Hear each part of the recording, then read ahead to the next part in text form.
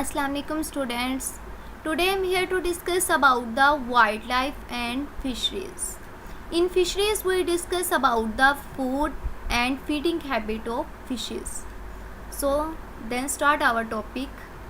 इस टॉपिक को स्टार्ट करने से पहले आपको कुछ चीज़ों का पता होना चाहिए, जिस तरह आपके पास किस टाइप की फ़िश है और आपने उसे किस टाइप की फूड प्रोवाइड करनी है। क्योंकि अगर आपको यही नहीं पता होगा कि आपके पास कौन सी टाइप की फ़िश है तो आप उसे उसके मुताबिक की कोई भी फूड प्रोवाइड नहीं कर सकती, उसकी लिविंग रिक्वायरमेंट्स पूरी नहीं कर सकती। जब आपको पता होगा कि आपके पास फ़िश कौन सी है, श्रिम्प है, ट्रोना है या कौन सी टाइप की फ़िश है, तब आप उसको उस टाइप का फूड प्रोवाइड करेंगी, उसकी रिक्वायरमेंट्स पूरी करेंगी, उसकी लिविंग जो उसे रहने के लिए, ज़िंदा रहने के लिए रिक्वायरमेंट्स की, इन्वायरमेंट की ज़रूरत होती है, तो आप फिर ही उसको उस टाइप का लिविंग इन्वायरमेंट प्रोवाइड कर सकेंगे।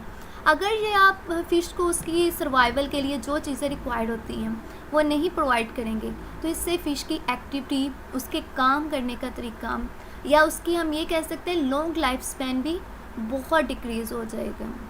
सो then the right kind of food will increase the activity and long life period of fish and help them adapt quickly to the aquarium environment and bringing out their best colors। वही बात जो मैंने अभी आपको explain की है कि अगर हम फ़िश को right kind of food provide करेंगे तो इससे उसकी इंक्रीज़ करेगी एक्टिविटी और long life span of fish. इसके अलावा अगर हम फ़िश फूड नॉर्मली कंटेन होता है, जो फ़िश को हम फूड प्रोवाइड करते हैं वो नॉर्मली कंटेन होता है macronutrient, trace elements and vitamins जो नेसेसरी होते हैं to keep captive fish in good health. कुछ फिशेस ऐसी होती हैं जो जिनको प्रोवाइड किए जाते हैं additives such as sex hormones और बीटा कैरोटीन्स। ये आर्टिफिशियली इन्हेंस करते हैं फ़िश का कलर, जो ऑर्नामेंटल हम फ़िश रखते हैं ये इन्हेंस करते हैं उसके कलर को कि हमें किस वैरायटी की, किस कलर की फ़िश की ज़रूरत है। इसके अलावा अगर हम देख सकते हैं कि अगर हमें फ़िश की फूड के बारे में पता होगा ना कि एक टाइप की फ़िश हमने रखी है तो उसको उस टाइप की फूड प्रोवाइड करनी है, तो इससे फ़िश को बहुत ज़्यादा लॉन्ग लाइफ स्पैन गुजारने की अच्छी सलाहियत हो सकती है। कुछ फ़िशेज़ ऐसे होती हैं जिनको दिन में 2 या 3 बार फूड प्रोवाइड करनी पड़ती है और कुछ फिशेस ऐसी होती हैं जिनका मेटाबॉलिज्म बहुत स्लो होता है and need to be fed only once a day. इसमें आ जाएंगी हमारे पास गोल्ड फिश। और कुछ फ़िश ऐसी होती हैं जिन्हें स्मॉल अमाउंट ऑफ फूड ज़रूरत होती है at a time. Feeding more than needed will dirty the tank and other exhausted stop feeding when they stop eating। Then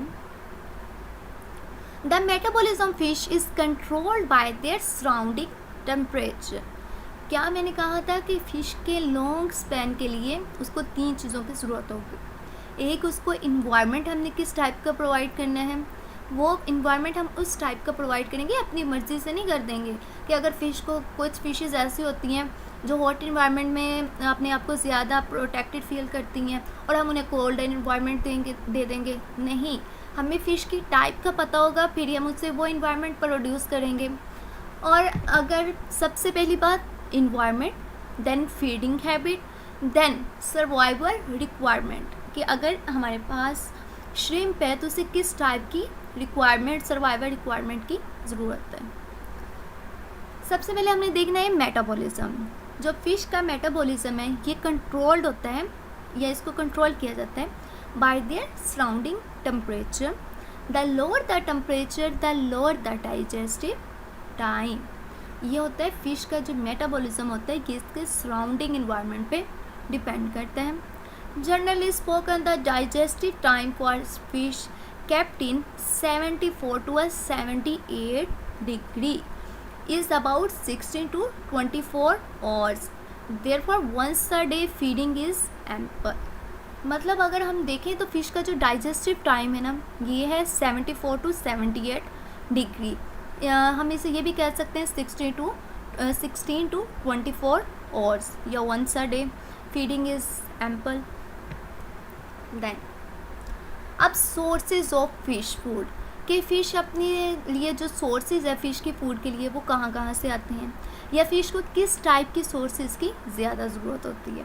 अब वो हमने देखना है. उसमें आ जाएंगे फर्स्ट फ़िश मील. इसमें उसे ज़रूरत होती है प्रोटीन सोर्सेज की, जिसकी 2 बेसिक टाइप हैं.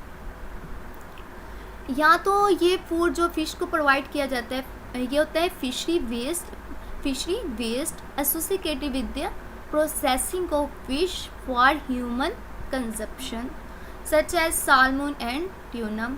And then to the other basic type हो सकती है उसकी दोज फ्रॉम स्पेसिफिक फिश, या किसी भी फिश से उसे वो अपना फूड मिल जाता है, which are harvested slowly for the purpose of producing fish meal, जिसको हार्वेस्ट किया जाता है for the purpose of producing fish meal, कि फ़िश के लिए खुराक प्रोड्यूस करने के लिए उसको हार्वेस्ट किया जाता है.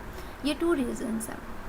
And then other is shrimp meal is made for cull shrimp that are being processed before freezing, or from whole shrimp that is not suitable quality for human consumption. ये वो type है जो human के लिए suitable नहीं है, तो इसको फ़िश के फूड के तौर पे भी यूज़ करते हैं. The material to be made into shrimp meal is dried, कि ये नहीं होना चाहिए कि वो हम ये कह सकते हैं कि वो गीला गीला होना चाहिए, नहीं, ये ड्राइड होना चाहिए. जो श्रिम्प मील है ना ये ड्राइड होना चाहिए. इसे सन ड्राइड भी कर सकते हैं या फिर using as a dried. And then ground, जो श्रिम्प मील होता है is the source of pigment that enhance the desirable colour in the tissues of fishes. जो ज़्यादातर होते हैं ना जिनको एक्वेरियम में हम रखते हैं या कुछ भी इस तरह के जिनका बिजनेस ये होता है फ़िशेज़ के रिलेटेड, उन्हें इन चीज़ों का ज़्यादा पता होता है और उन्हें वैरायटी ऑफ फ़िशेज़ के लिए ज़रूरत होती है कि वैरायटी ऑफ कलर्स फ़िशेज़ में ऑब्टेन हो. तो इसके लिए वो ज़्यादा यूज़ करते हैं श्रिम्प मील को, कि क्योंकि ये सोर्स होता है, इनमें पिगमेंट्स होते हैं जो इनहेंस करते हैं desirable colour in the tissues of fishes. It is also a secondary supplemental protein source for fish, कि दूसरा हम इसे कह सकते हैं ये सेकेंडरी सप्लीमेंटल प्रोटीन सोर्स है for a fish.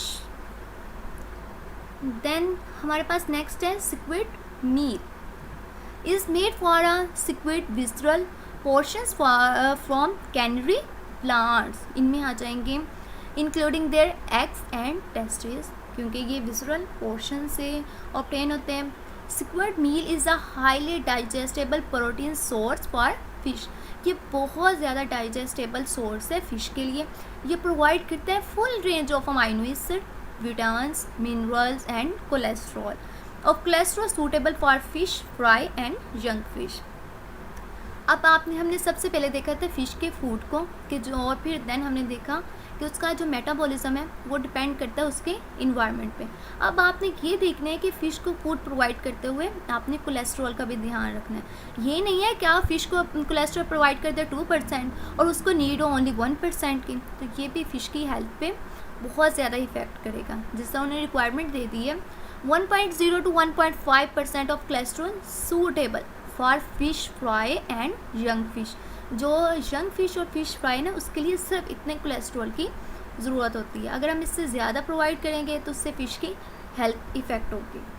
Then Bryan shrimp, हमने सबसे पहले लास्ट लेक्चर्स में देखा, ये जो हमने अभी डिस्कस किया श्रिम्प के रिलेटेड, इसमें श्रिम्प मील के बारे में हमने डिस्कस किया.